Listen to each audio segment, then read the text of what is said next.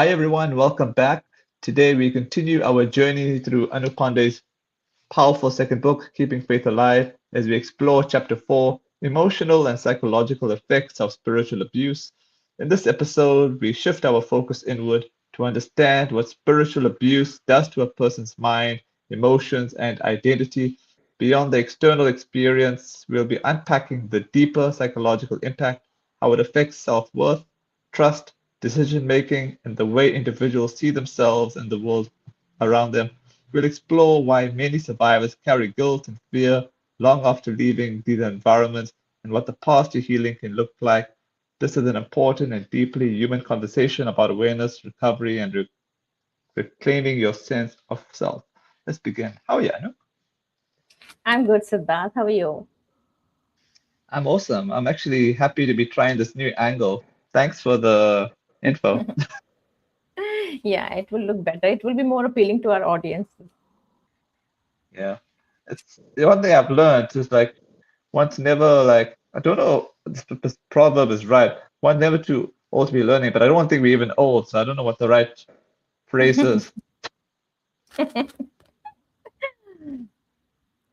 Okay, all right, let's get the ball rolling. What are the most common emotional and psychological effects experienced by individuals who have gone through spiritual abuse?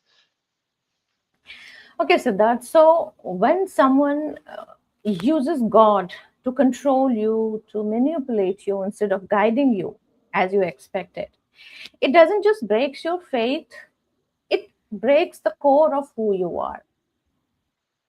And there can be a wide range of symptoms that appear in someone who has been through spiritual abuse, religious trauma, or toxic faith. If we talk about emotional symptoms, then there are mainly five types of emotional symptoms.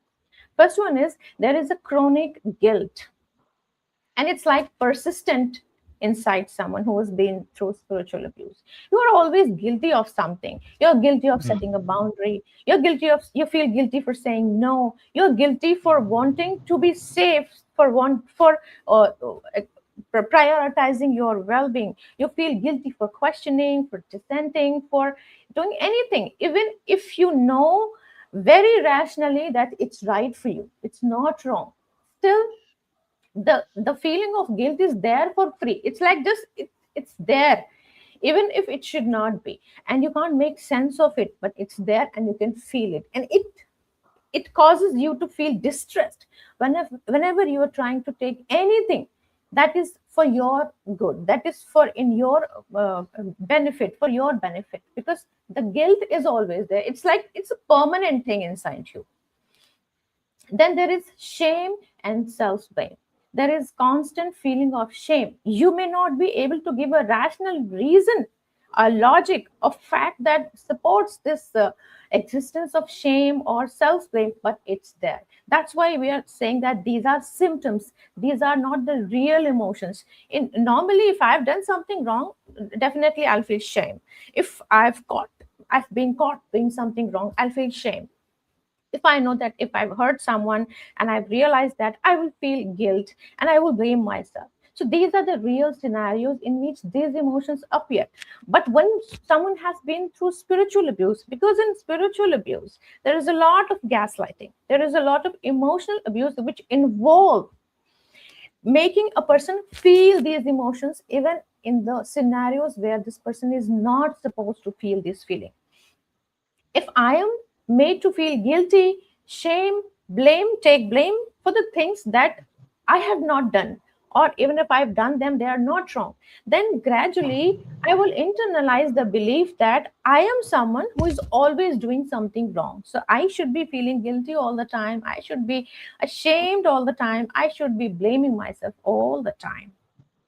Then the third most prominent emotional symptom is fear of divine retribution, fear of punishment from God, or fear of getting hurt in your spiritual life, fear of causing damage to your spiritual life. Now, this is fear that is divine fear. This is not a material fear. Fear that something will happen to you in your in the spiritual context. God would punish me, I will destroy my spiritual life. I will not be able to please the God the way I'm supposed to. I would make God upset, and I will do something that God would think that I am not worthy of his love. So now there is direct a fear of damage to my spiritual life, my spiritual worth, my relationship with God. And this emotion is persistent. There is a persistent fear of divine retribution, of spiritual damage to me. Fourth one is anxiety and hypervigilance. When I am constantly carrying all of these negative feelings inside me, of course, I'm going to develop anxiety at some point. And when I have anxiety, now I will become hypervigilant. Being hypervigilant means always scanning the environment, scanning myself, my thoughts. Am I thinking something sinful? Have I done something wrong that's sinful, that may bring divine retribution, that may upset my leaders or my authority figures, my anyone who's above me in spirituality, my parents, grandparents, my leaders, preacher, or anyone? Have I done something wrong? The so and so person is not talking to me nicely. They were very happy with me yesterday, but they are not now. Have I done something to upset them? I should be blamed because I am. If I am upset, then I am to blame, because anyone who is doing everything nice in their spiritual life are supposed to be blessed all the time. But I'm not blissful. I'm not feeling blessed at this moment. It means that something is wrong with me. I have done something wrong. So this self blame, guilt, shame, fear of divine retribution, this causes anxiety, and anxiety causes hypervigilant. I will now scan my thoughts, my feeling, and the emotional environment around me, faces and gestures and everything. I would be scanning everyone and everything to see if everything is right, to see if everything is safe, if I am safe, if my spiritual life is safe, if my spiritual worth is safe. So this hypervigilance, and with because of all of that, a person either becomes very very depressed, or they, if they are also afraid of being depressed. Of course, if someone is carrying so many negative emotions all the times, they are supposed to get depressed at one point. But then mm, there are some people who would say, if I get depressed, it means that I am definitely a sinner. Because someone who is very serious in their spiritual life, who is progressing in their spiritual life, are supposed to be blissful all the time. A lot of time they would say that just do your rituals and pray sincerely and you'd be happy. And if you're not happy, it means you're not doing it seriously. You lack faith, you lack purity in your services, in your intentions towards service. So now some people become emotionally numb. mm, Instead of becoming depressed, they become emotionally numb because they are too afraid of feeling sadness. Because sadness also reminds them that it's also related to your self-worth. If you are sad, it means you are not serious enough. That's why you are sad, because it's God's wish, because you have done something sinful. That's why. So they do have sadness inside them because of all of these negative feelings and the negative experiences in the spiritually harmful environment, but they suppress that, so they become emotionally numb. So the primary emotional symptoms that you would see in someone who's going through spiritual abuse is chronic guilt, shame, self-blame, anxiety, hypervigilance, fear of divine retribution, then depression or emotional numbness. So these are the emotional symptoms. Now, if we talk about the psychological symptoms, the cognitive symptoms, then the most prominent one is cognitive dissonance, and it is the biggest red flag. Cognitive dissonance means the feelings of distress when you have two opposite thoughts about a same thing, a same person, a same philosophy, a same teaching. For example, a leader is equal to God, or a parent is equal to God. You are carrying this belief, but then also you have the information. You saw so and so leader or parent hurt someone really bad, hurt them, abuse them, or do something that a god is not supposed to do, or anyone who claims to be godly is not supposed to do. Now you're carrying these two beliefs. You cannot share them with anyone, because if you share, you will be labeled as who's not loyal enough, who's not pure enough, who's seeing faults, cracks in the system, in the leaders. So you will be blamed. So you don't want to be blamed. Also, you have self doubt. What if I am wrong? Because nobody is seeing that crack. I'm the only one. Something has to be wrong with me. So you carry both these beliefs, what you saw, what you experienced, and what you've been told, what the thought that has been implanted inside you. Now you're carrying both of them and you don't know which one to believe. And this causes a lot of stress and anxiety inside you. So this cognitive dissonance is the primary psychological symptom. If someone is carrying this type of thought, this cognitive dissonance in context of any relationship, any environment, relationship with any group, any community, it means something is definitely wrong there. The second one is confusion about right or wrong.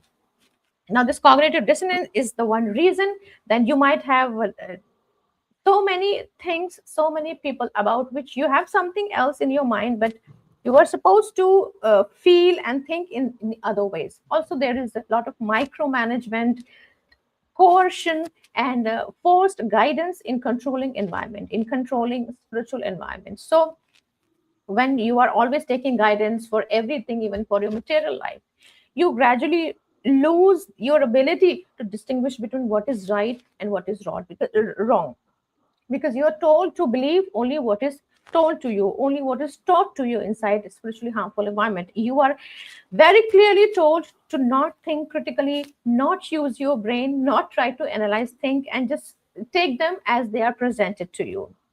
So over the time, you lose the ability to actually analyze and understand what's right and what's wrong. So confusion between right and wrong is the second red flag and the second cognitive symptoms in anyone who's going through spiritual abuse. Third one is learned helplessness.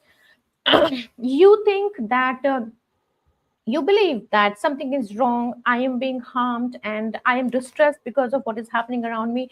But at the same time, you also have this belief, in an internalized belief that has been put inside you by your community, that this is the only way that will take you to the God. This is the only path, the only right path, and we have like copyright to God. And if you leave this path, your spiritual life will be destroyed. You will be nowhere. A particular leader, a particular community is the only one. Even inside community, sometimes some leaders would say, even inside this community, I am the only leader who can take you to God. If you go to any other one, they will destroy your spiritual life. So now, and over the time, obviously it gets internalized, because you are totally depending on them emotionally, psychologically, everything. And you blindly start to take every teaching and every guidance. And now, when you experience harm and you think about leaving it, you are afraid. You know that you're being harmed here, but you're more afraid of leaving, because you think, if I leave and go out, there is a fear of unknown. I don't know what will happen there. Even though I'm hurt and abused and distressed here, but at least I am on the right path. I am on the path that will ultimately take me to salvation. But if I leave this path, my spiritual life will be destroyed and my spiritual life will be in danger and I will be in danger. So many fears of unknown. So it's better to stay inside. This is exactly what happens in the case of victims of domestic abuse. They have all the resources, they are intelligent, they have money, they have education, they have a job, but still they don't leave because of the fear of unknown, is what keeps them stuck. They have developed a belief that outside our world could be more dangerous. This is dangerous for me, but at least it's familiar to me. So they run towards familiarity. Domestic abuse victims, a lot of they run away and then they come back. They keep coming back to their abuser. It's said that they run away at least 7 times to completely leave them, because they keep coming back, because we are biologically wired to go towards what feels familiar rather than going towards what feels safe. So that's what happens when you are abused in a spiritual community. This is one of the psychological symptoms, that you learn that I am helpless. There is no way out, because if I try to go out, I will become a sinner and I will destroy everything, my spiritual life. Then the fourth one is loss of autonomy. From the day one, you're shamed for having autonomy, independence, Mhm. critical thoughts, your own values, your own preferences. You are told to just walk on a line that they draw for you. And if you try to move away from that line, it means you're destroying your spiritual life. That fear of becoming stray, becoming impure, becoming destroying your spiritual life is always there, and it keeps you walking on the same line. So gradually over the time, because of coercion, because of micromanagement by your leaders or by your parents at home, you lose your autonomy. You don't know how to deal with yourself anymore without any external guidance. And the last one is internalized spiritual narratives. I am sinful, I am worthy. I hear that all the time from survivors of spiritual abuse. They tell me what they've been through, but then they add this statement: I know because I am sinful, because it's my bad karma, because I am unworthy of love. I feel that I'm not worthy of being around good people. Maybe that's why I'm around these people. So these are the psychological symptoms. And if someone is carrying these symptoms, it does not mean that they are sinful. It means that you have been abused. And the moment you realize it, healing starts. Awesome. All right, there's a comment question for you here from Jitin Rishika. Hi, Anu. If the parents are not a comfort zone, then the world is a threat. How does an abused person find alternate peace? It happens with a lot of people that, for any reason, whether parents have a narcissistic tendency, they have their own mental health issues, they are going through any other challenges in life, they are carrying generational trauma, or they are just, they're just not aware of their behavior and how it could be harming their children. So if a child is less than 18 years old, is not an adult, is not earning, then there is not, oh, isn't much that they can do. Mm, I have written a book for kids that, for up to 13 years age, kids can refer to that book. In that book, I have tried to help those children who are living in chaotic homes.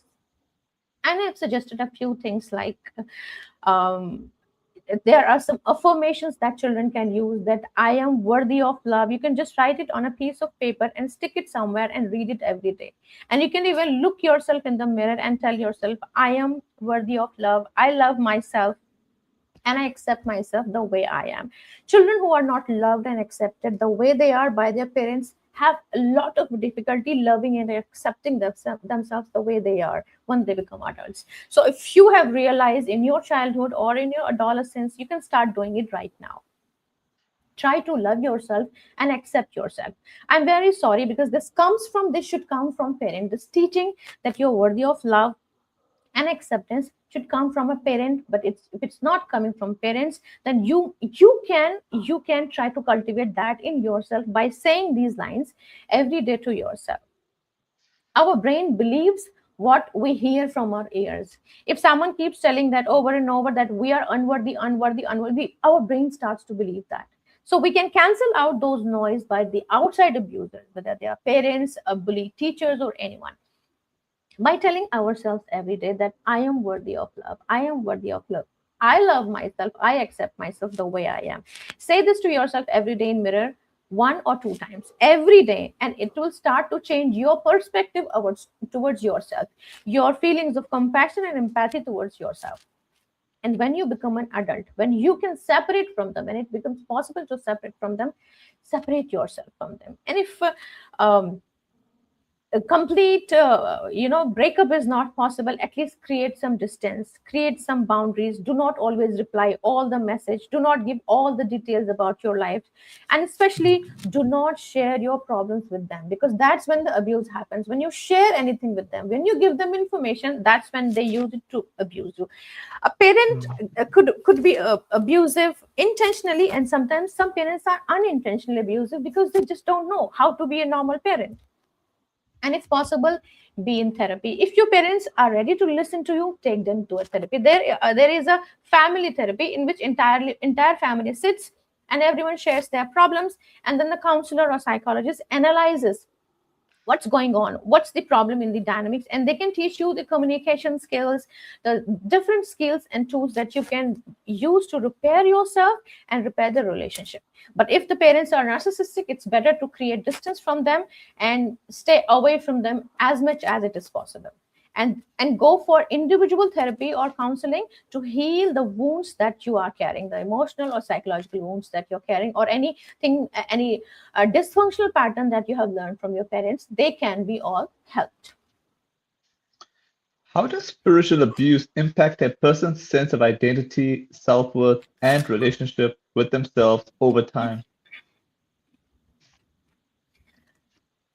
It's like waking up one day and realizing that all the thoughts that I had been carrying all these days, everything that I trusted, I don't know if it's mine or it was planted by someone else. Identity in such environments get disrupted because identity gets fused with the identity of the leaders. From the day one, you are supposed to not think, feel, or behave for yourself, but for the group. Group cohesion in such places is everything. You have to always keep in mind the social image of the group that you are connected to, the needs, the social image, and everything related to the group should be your priority. And your own anything, your desires, your needs, your preferences, your values, anything, it always should come second. So if even if it's harming you, you are supposed to prioritize the group's values all the time. So over the time you start to think, there's a term in psychology called group think. You start to think in the terms of a group. You think Mm, alike, you feel alike, and whenever there is an issue, every member of the group thinks in the same way, responds in the same way. Now you this is the one way in which you lose your individuality. Even if let's say there is a spiritual community that has a misogynist way of thinking and philosophy, and if there is one person, a man who is not that misogynist, who is actually very nice and kind and respectful to his mother, daughter, and wife, very supportive at home and supports feminism also, but when they're inside the group, if they try to express those, they will be seen as an outcast, as if something is wrong with them. And although it's just a material issue, it's not even a spiritual issue, but somehow it will be connected to spirituality, and the person will be made to feel that they are unworthy and they are not very serious in their spiritual life, and they are not very loyal to the group because they are thinking differently. So the identity gets fused with the group's identity, and you don't know anymore what I'm feeling right now, what I'm saying or doing. Am I doing this because I feel like doing this, or because I belong to this group and I'm supposed to do this? That's why I'm doing this. Then there is difficulty knowing personal preferences or values, as I said earlier, because you become so conditioned over the time that you don't you actually you can't understand. And someone who is in this situation, they need a lot of counseling and therapy and self reflection to finally separate their values and the values that were implanted, the preferences that are actually theirs or those that they have come because of the conditioning. Then the third is loss of individuality. As I said, all of these things cover that. So you are not allowed to act as an individual, but as a unit of the group that you belong to. You are no more a person in yourself. In controlling families also, children are not allowed to have autonomy, to be individuals. Even when they become adults, even when they are 40 years old or 50 years old, they are always supposed to act like the unit of one building block of the family. You'll always have to think alike, feel alike, always make sure that the family or the community as a unit looks good on the outside. Doesn't matter what's happening to the people on the inside. So this is how identity gets disrupted. Then self-harm, self-worth gets harmed because you feel inherently flawed. As I said, there is guilt, feeling of guilt, shame, blame all the time. So you gradually start to think that something is wrong with me. In an abusive community, in an abusive family, of course you will be distressed because of the abuse that you're going through. But when you try to make sense of that abuse, the first thought that would come is that something is wrong with me. So you feel inherently flawed, and your self-esteem is tied to obedience. This one is very important. Your spiritual performance is always used to give marks or to grade your self-worth, your self-esteem. When you are doing everything very nicely, you are being a yes man to the community, to the family, you are very good, you're a good son, you're a good daughter, You are a good follower, good devotee. But the moment you try to have an opinion of yours, try to say no, try to question something, suddenly you are not serious in your spiritual life. Everything suddenly goes, everything that you have done so far, it just goes out, and it doesn't matter anymore. And at this moment, suddenly you are worthless. And so over the time the followers start to think that, oh, maybe this is true, maybe when I am doing, when they are doing, their self-worth becomes fragile. It's not a constant, although self-worth is the constant thing in all of us. We all are worthy, we are worthy of love, respect, and we have a worth to God. But when you are in an abusive environment, self-worth becomes a variable which depends on your obedience and your spiritual performance. And relationship with self, it gets destroyed because there is always severe self-doubt. If I'm always doubting myself, how can I have a good relationship with myself? If I am always criticizing myself by default, how can I have good relationship with myself? And so also in when there is a lot of micromanagement, coercion, and forced guidance, I disconnect from my intuition, my desires, my inner voice, because I'm not allowed to be in touch with myself.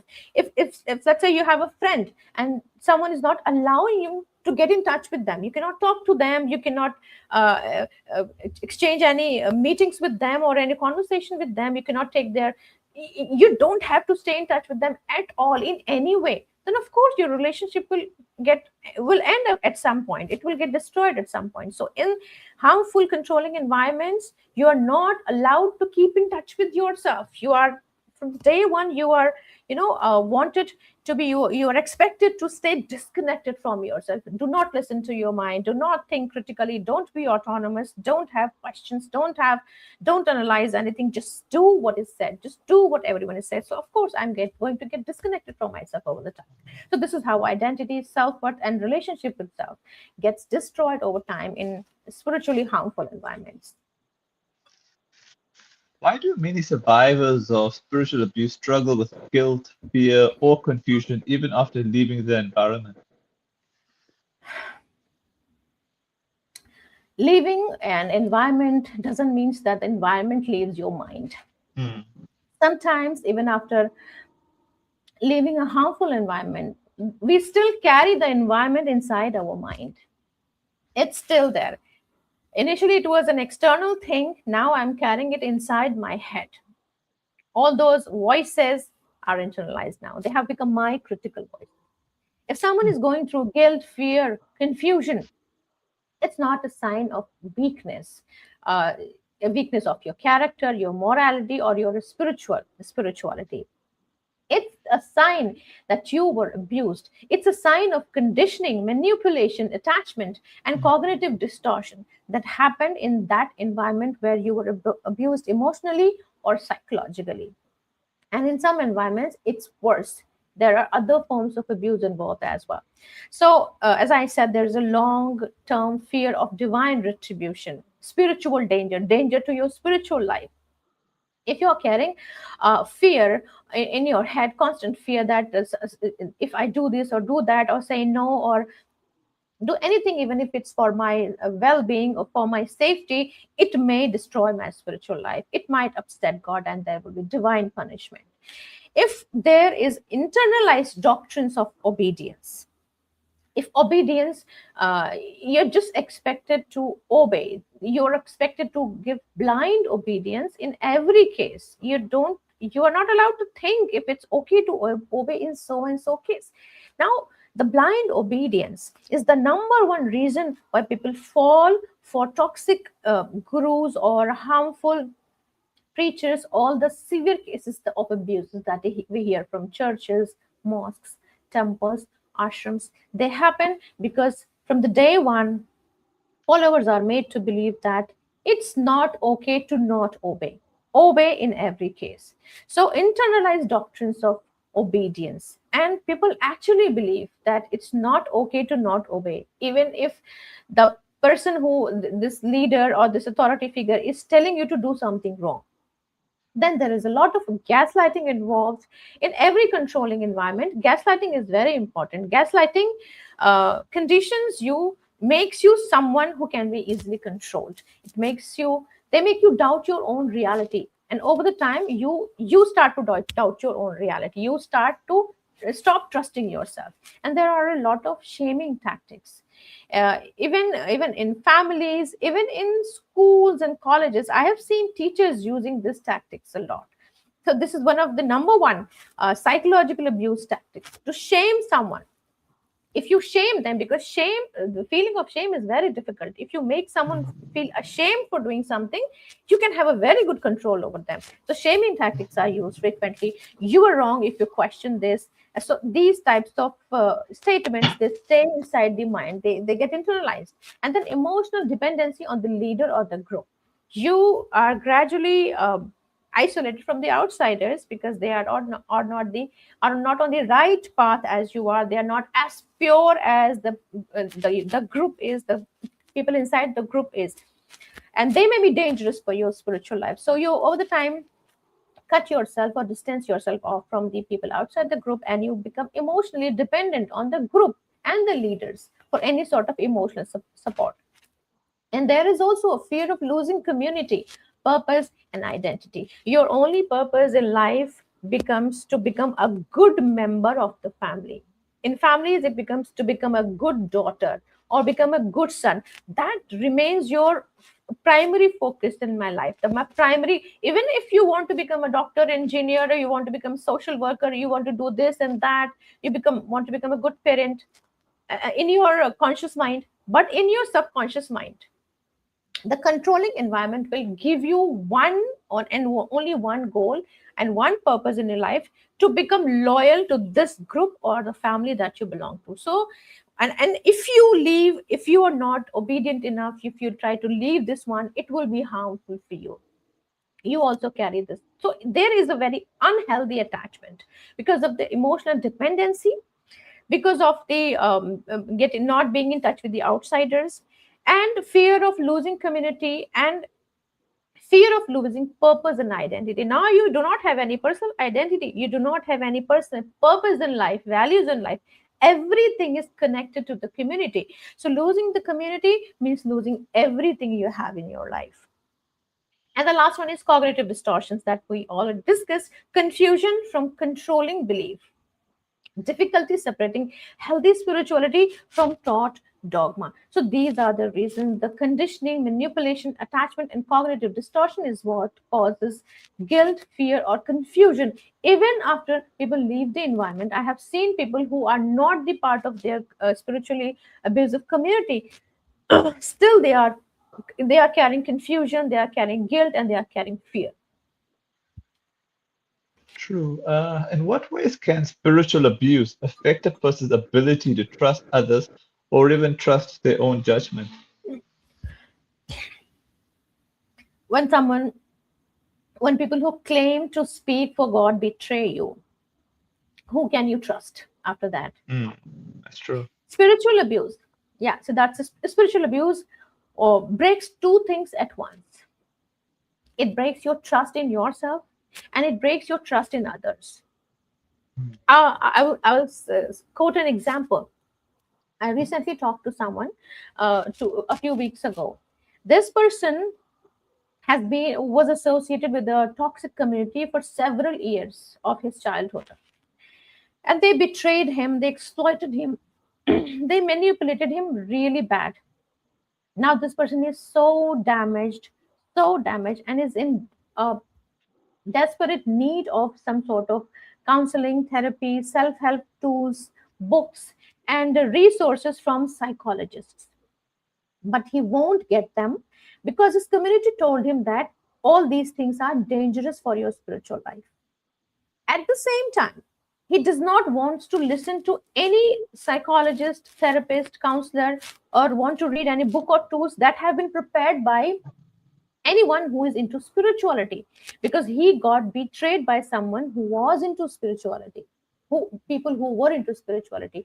So he has nowhere to go. He is damaged. He needs help, but he doesn't not know where to go. He cannot trust in those who are spiritual, and he cannot trust in those who are not spiritual. And there is no third category. And similarly, so when someone gets abused in a spiritual community or inside their spiritually or religious family, they develop a suspicion of authority forever. And now, even when they are not a part of their community, whenever they come across any authority figure in their office, like a political leader, they will always see them with suspicion, because they have witnessed that people in power can use that power for their own, for satisfying their own ego or not. And not everyone who holds a leadership position is actually interested in helping other people or serving others, and they might carry that belief everywhere they go. So there is a constant suspicion of authority figures, and there is also a fear of being controlled again. These people, these survivors, do not like to get close to anyone because they are afraid, what if I get close to them and I get betrayed again? So they are become Mm. hyper vigilant around people, around relationships, and it really messes with their social life. And there is difficulty bonding or joining new communities. You see everything with suspicions, because there was a place where you gave everything, all your trust, your energy, your emotion, but still you were betrayed. You gave everything. You were so obedient, you were so invested, still you got betrayed. How can I trust in others now? Anyone could betray me. So this is how the loss of trust shows up in people who have been abused in spiritual community. Now, if we talk about loss of trust in self, it shows up over reliance on external validation. You stop trusting yourself because there was a time when you trusted them. You were the one who trusted them. You were the one who allowed them to control you, to micromanage you, to guide you. And you were the one who allowed them to betray you. So somehow you are angry at yourself for letting all that happen to you. And you now feel that I am someone who allowed that to happen to me, so I must not be trusted. I cannot be trusted. I trusted myself once and this happened. And also inside the community, you were repeatedly told to not trust yourself. Don't think critically. Don't be autonomous. Don't have question. Don't trust yourself. Now you have two evidences that you cannot be trusted. What they told you and what now you have realized. So there is an over reliance on external validation. Even if you have a thought, if you have a feeling and your gut feeling says, oh, this is true, still you will research, you will try to find an evidence for that because you're so distrustful of yourself. This decision making paralysis, it start to happen when you are inside the community, and even if you leave the community, it's still there. And if in fact it gets worse, because joining that community, staying that community, not leaving the community was your decision, which means that your decisions should not be trusted. What if I'm wrong again? And then fear of trusting intuition due to past punishment. You were punished emotionally inside the community for trusting your intuition. You were shamed for having intuition, for having a thought that was different from group. And now, and your intuition was that something is wrong, but still you stayed inside the community. Now you have left the community, so you don't trust it anymore. And then constant second guessing is also there. As I said, that all the things that happen inside the community, and when you leave the community, you are so angry at yourself, you are so ashamed of yourself for letting that happen to you. So you develop a deep distrust in yourself. Lastly, what does the healing process look like for someone recovering from the psychological impact of spiritual abuse? Healing from spiritual abuse or any kind of abuse is not linear. First of all, people think that healing will be like this, a graph that Mm. goes up gradually, but it's like this. Sometimes you feel that I'm really healing, sometimes you feel like I'm back to square one. Yeah. So do not expect healing to be linear. It's going to be very messy. There will be a lot of confusions. There will be moments of overwhelm, moments of confusion, where you will think maybe nothing is happening, maybe I haven't healed at all. But you have to remind yourself every time that it's non-linear, it's messy, and it's going to be this way, but you are progressing. If you are working towards it, you are progressing somewhere. Also, never compare your healing journey with anyone else, because it's Mm. always very unique, because we all have had very unique experiences. So do not compare it with anyone. It's a deeply personal, and very powerful journey. And it starts with the realization that it was not God, it was them. I have come across some people who have developed hatred for God because God was used, and God was used to hurt them, harm them, and then God was used to justify that harm and hurt. But always remember that God is not narcissistic. These narcissistic people use God so that you won't question, you won't hold them accountable. But it's not God. God is not involved at all. So the awareness is the most important thing. First, you should be aware that you were abused, and a lot of people who were abused in spiritual and religious spaces do not know the difference. They know that they have a feeling that they are distressed and something wrong has happened. That's why they are sad, they are depressed, but they don't know which part was wrong. They still have difficulty. If you ask them to verbalize it, they don't know which part was the spirituality and which part was spiritual abuse. So learn about spiritual abuse, read, consume content, and consume content safely so that it does not triggers you at low pace. When you consume it, you will gradually understand that this is what spiritual abuse was. This was manipulation, that was gaslighting. So when you get psychoeducated on this subject, you start to make sense of your experiences. You don't feel like crazy, because when there is psychological abuse, emotional abuse, people know that something was wrong, but when they try to make sense of what was wrong, they feel crazy. If you want to stop feeling crazy, get aware of the issue. So get yourself psychoeducated so that you can separate spirituality from manipulation. Then work on identity rebuilding. Rediscover your personal values, preferences, and your free will, and rebuild autonomy. Try to make small decisions from in day-to-day life, not big ones. They may overwhelm you and they may bring shame or guilt if something wrong happens. So make small decisions every day, without taking any external guidance: what to eat, what to wear, where to go. So it's like that. And try to think, what were your personal values, preferences, before becoming part of this community. And if you are coming from a spiritually abusive family, it's going to be more difficult. And you definitely, in both the cases, in fact, if you seek guidance from a mental health or a professional, a counselor or psychologist, they can help you with different tools, worksheet, to separate your personal beliefs, personal values and preferences from what that was imposed upon you. Then cognitive healing, healing your psyche, challenging internalized doctrines, and rebuilding critical thinking and intuitions. And then healing your relationships, healing your social life, rebuilding connections outside. You distanced yourself from outsider thinking that they were impure. Now you can see everyone is connected to God in one or the other ways, and always lead to the God. That was not the only copyrighted way to God, that you belong to your family or your community, but you can find any other way.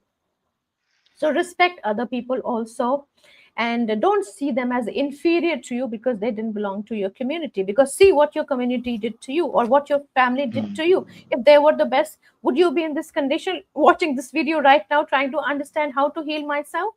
So try to connect with other people. But since you are not healed yet, do not get into intense relationships at first. Try to progress in relationships gradually, and test your boundaries early. Try to say no a few times and see how people react to that. Someone who does not respect your no, someone who does not respect your boundaries is not a very safe person.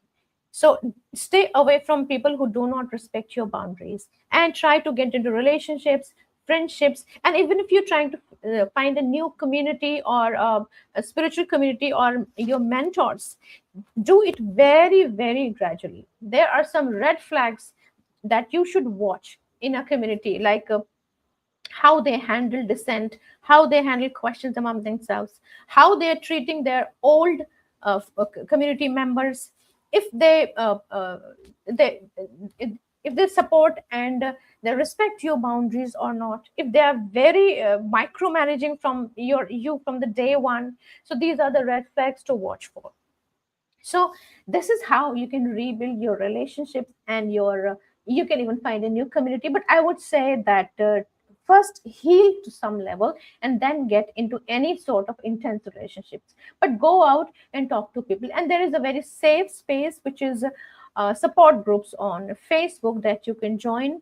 There you can find spiritual abuse support groups and religious trauma support groups. They are there, in which people who have experienced the same thing as you have, they are there. You can go and talk to them and try. If you're not feeling safe, try post anonymously and interact, discuss your issues with them, your thoughts, your opinions, and support them and get supported. That's the safest way, because you're not getting any intense relationship, and it's still you're being able to talk to someone who has been through the same thing that you are going through. And the last and the most important is healing your spirituality. So I've written a book, as you know, and it's all about, the book is called Keeping Faith Alive. And that's what this book is about. If someone has lost connection with God because of going through spiritual abuse, religious trauma, and toxic faith, they can once again connect it to God in a safe way. This book has a special chapter. It will help you to um, go through all these steps of healing: the awareness, identity rebuilding, emotional healing, cognitive healing, healing your relationships, and healing your spirituality. Step by step, I have shared a lot of tools and methods and techniques and insights and survivor stories to help you go through these steps to finally heal yourself in all areas of the life. And there is a special chapter on reconnecting with God after being betrayed by someone who claimed to speak for God. So you can develop a personal relationship with God that is not enslaved to a community or to a leader, and you can choose a new, completely new path. If the old rituals that you used to follow, old ways of worship, and your scriptures, or anything that you used to do in your spiritually harmful community or family, if that triggers you, if that bring back the memories of the harm from your past experience, you can even leave everything and start fresh. You can go on a new path. You can even choose a new faith, because it's all about connecting with God, and no path is right or wrong. Maybe they told you that that was the only way, but there can be other ways. And especially if your old ways trigger you, it's not safe for you to keep going back to them. So find a new way and develop a personal relationship with God, in which only you and God is there, and there is no third person trying to manage or moderate that relationship. Thank you so much for your time, Anu. Thank you for inviting me to that. Most welcome.